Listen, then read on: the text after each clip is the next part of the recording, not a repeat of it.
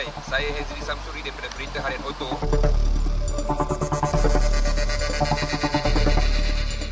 Perbandingan antara model Proton terbaru, itu model Saga.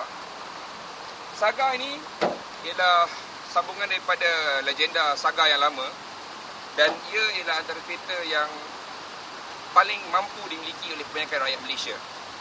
Tetapi, apakah istimewa Saga dibandingkan dengan Viva?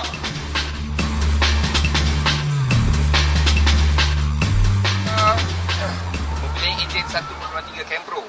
Enjin ni dulu pernah kita jumpa di dalam Gentoo 1.3 Auto, tetapi diberi nafas baru. Campro 1.3 kali ini dilengkapi dengan sistem IAFM. Apa kelebihannya? Lebih lancar dan rasa lebih bertenaga. Enjin 4 silinder ini saya dapati cukup lancar, senyap, dan untuk perjalanan jauh, contohnya macam balik kampung ke atas jalan raya, atas lebuh raya, enjin ini memang cukup imbangannya dari segi prestasi dan juga perkhidmatan minyak.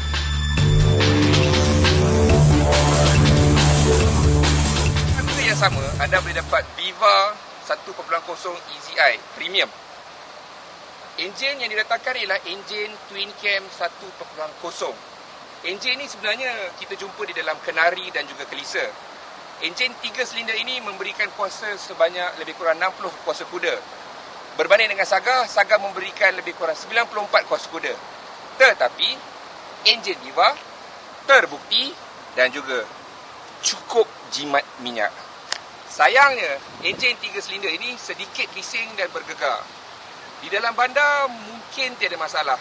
Tetapi, masa saya balik kampung, terasa bising dan memenat.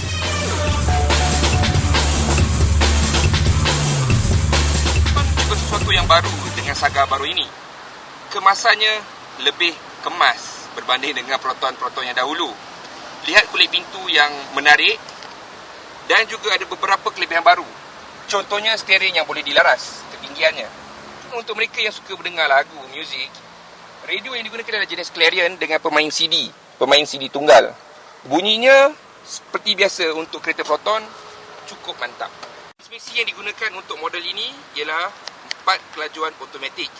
Oleh kerana ia ialah model medium line, dia mempunyai 1 beg udara. Keluasan, inilah cara saya memandu dan saya cukup selesa dengan keadaan ini. Tetapi kat belakang macam mana pula?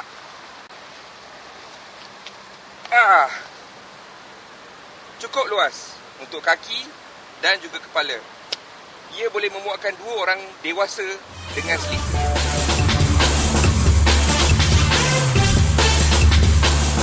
Kemasan dalam Viva ialah seperti produk yang lain. Cantik dan mantap. Plastik yang digunakan hampir sama juga dengan Saga. Steeringnya sayang tidak boleh dilaras, tetapi anda mempunyai 2 beg udara. Daripada segi audio pula, pemain berjenama tiada jenama digunakan dan bunyinya seperti model produk yang lain, cukup membosankan. Saya rasa ruang kakinya lebih besar daripada Saga dan juga ruang kepalanya lebih besar daripada Saga.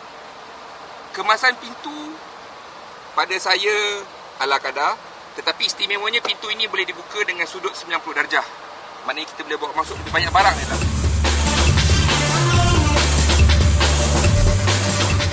Ruangnya cukup luas. Sama ada untuk membawa beg, orang ataupun guni beras. Enggak. Memang kereta yang direka khas untuk rakyat Malaysia.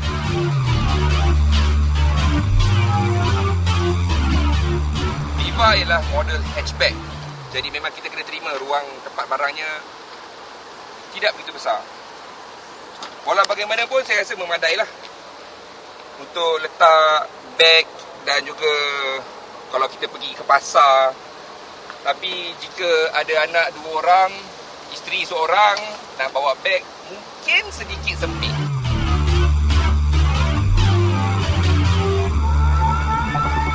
Pemanduan Saga amat mantap dan terasa tegap. Enjinnya senyap dan penyamaan udara 4 kelajuannya juga senyap.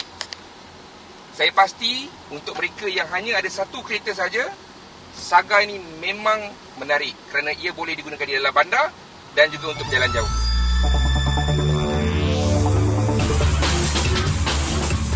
Viva lebih sesuai dipandu di kawasan bandar kerana saiznya kecil dan juga enjin 3 silindernya senang untuk memecut. Cuma di atas lebuh raya, terasa Viva ni kurang berkuasa dan bunyi enjin cukup memenatkan. Daripada segi keluasan, memang tiada masalah. Yang mana satu pilihan anda? Antara Saga ataupun Viva? Yang pasti Viva lebih sesuai sebagai kereta kedua dan Saga boleh menjadi kereta pertama anda ataupun kereta kedua anda. Anda tentukan.